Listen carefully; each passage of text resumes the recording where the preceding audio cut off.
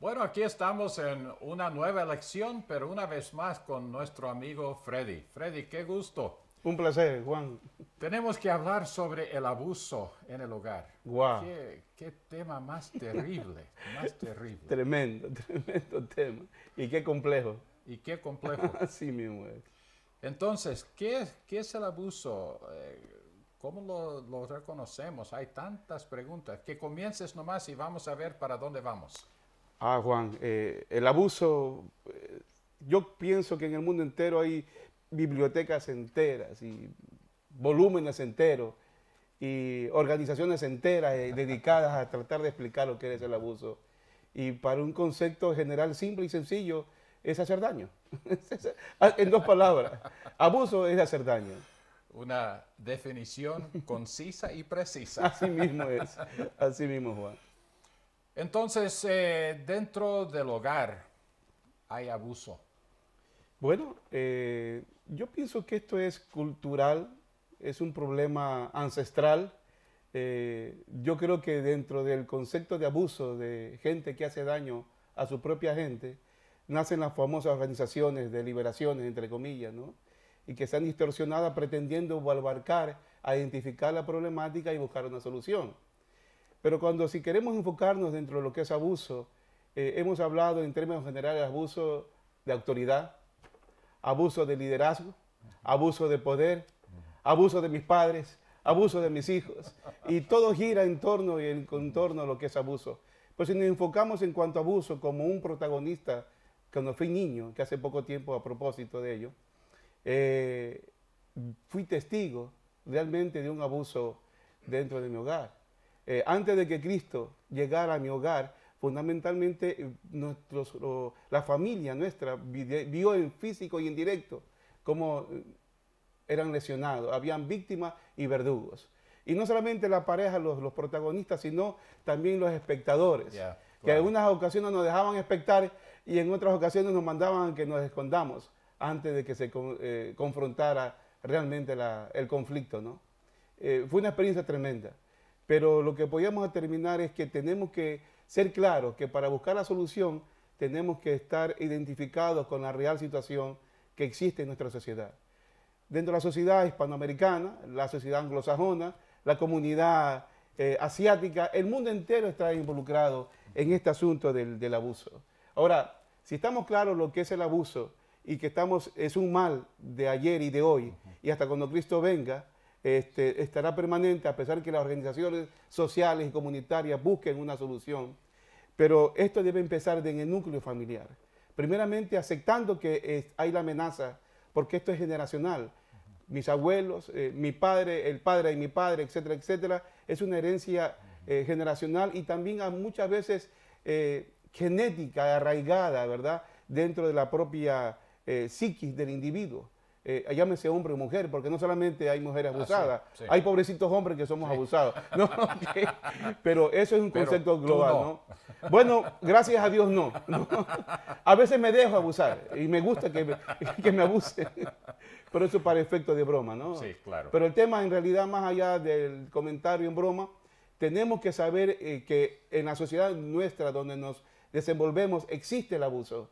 Y si nos enfocamos dentro del tipo de abuso psicológico o físico, tenemos que enfocarnos y buscar una alternativa de solución, sin pretender ser estos doctos o maestros, simplemente como experiencia particular, que existe una solución y quienes están viendo o escuchando esta lección, si que así se llame, somos parte y protagonista de una lección en vivo, porque existe abuso y sin ser redundante, tenemos que buscar es a través de la palabra de Dios. Es cierto, hay psicología, hay psiquiatría, hay volúmenes y volúmenes de expertos, pero a mi experiencia particular, en mis ya tantos añitos que tengo, sin mencionar exactamente mi edad, por cultura, yo debo decir que la situación bíblica sí nos determina cuál es el patrón, una vez que hemos aceptado que existe una amenaza o está permanente la situación del abuso en nuestra comunidad y familia. Creo que has dicho algo muy, muy clave.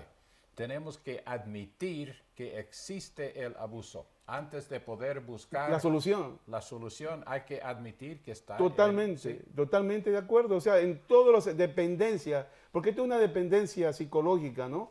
Del verdugo. y una dependencia psicológica de la víctima, porque hay víctimas que se dejan abusar. Ah, sí. Y en mi país, culturalmente, si tú recuerdas cuando estuviste en nuestro país, uno pretendía involucrarse en el conflicto matrimonial cuando un varón acechaba o lesionaba físicamente a su esposa. Uno pretendía defender y decía a la mujer, no deja lo que marido es, en la parte indígena nuestra. Lamentablemente es cultural. Así es. Pero así es. eso, y se va arraigando a través de la generación en generación, porque es parte de una cultura. Por eso, por ser parte de una cultura, tenemos que no denunciarlo, tenemos que justificarlo. La Biblia nos dice que no. Tenemos que denunciar porque está muy lejos de la voluntad de Dios, cómo debe manejarse la relación interpersonal entre la pareja. Ahora, no olvidemos, Juan, que abuso no solamente es el maltrato físico, hay el maltrato psicológico, hay el abuso y el chantaje sexual en la pareja matrimonial. Y este es un tema, la verdad, que para los escasos minutos que tenemos y que pretendemos proyectarnos, es muy limitado. Pero lo que sí debo rescatar, lo que tú acabaste de mencionar, tenemos que estar claros que existe un mal endémico en nuestra comunidad social y que no solamente es Latinoamérica, ese es el mundo europeo, el mundo asiático, anglosajón. En todo el mundo. En todo el mundo y viene ancestralmente arraigándose de generación en generación. Y algunas culturas se pretende que ese abuso, ese maltrato psicológico o físico es parte del feminismo o es parte del machismo. Tenemos como 1 minuto y medio, así que nos queda poco tiempo. Hemos hablado que sí existe, no podemos escondernos del abuso que está en toda sociedad, en toda cultura. Ahora, hemos hablado rápidamente, ligeramente, que la Biblia tiene la solución. ¿Cuál sería la solución que tiene la Biblia? Sin entrar en palabrería, porque hay muchas experiencias humanas y personales que podrían ser enseñanzas, pero hay una porción bíblica muy importante que está en Hebreos 4:16, que nos determina que si nos acercamos confiadamente ante el altar de gracia, podemos alcanzar misericordia del Señor. Y cuando el Señor interviene, yo lo digo con pasión vehemente, no como un pastor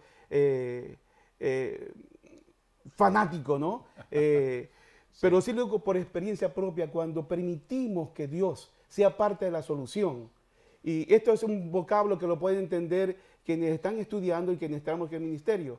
Lamentablemente, digo lamentablemente, tenemos que cambiar un poco la semántica porque hay gente secular que no entiende estos términos y se bloquean porque dicen es religión y fe, que es una verdad, pero tenemos que enfocarlo y decir, tú estás en un problema muy serio.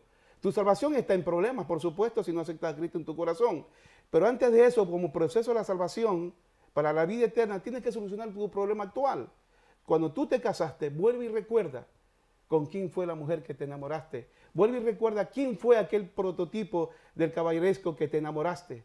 Como dice las escrituras, embriagarnos y refugiarnos con la mujer de nuestra juventud. Esa es la parte de la solución. Y la parte de la solución nuestra es que tenemos que ir. Se nos acabó el tiempo Qué pena, y más. qué pena. Habrá otra oportunidad. Gracias. Un placer enorme. Dios te bendiga.